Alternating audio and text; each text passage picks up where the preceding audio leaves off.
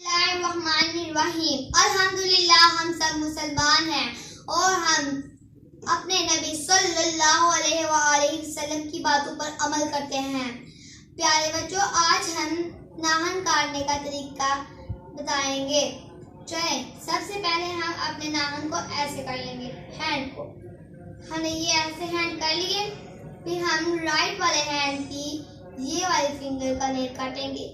ایسے ہم ترتیب سے سب نیل کاٹ دیں گے اور ہم پھر نیکسٹ ہینڈ لیفٹ ہینڈ کی طرف آ جائیں گے. پھر ہم چھوٹی فنگر سے لے کے سب نیل کو ترتیب سے کاٹیں گے. پھر ہم اس کے ساتھ والے تھمب کو کاٹیں گے. پھر ہم آخر میں رائٹ ہینڈ والے نیل کو کاٹیں گے. پیارے بچوں، آپ سب کو سمجھ آ چکی ہے؟ تو چلے، ہم نے آج سیکھا ہے ناخن کاٹنے کا طریقہ. اللہ تعالیٰ ہمیں عمل کی توفیق دے.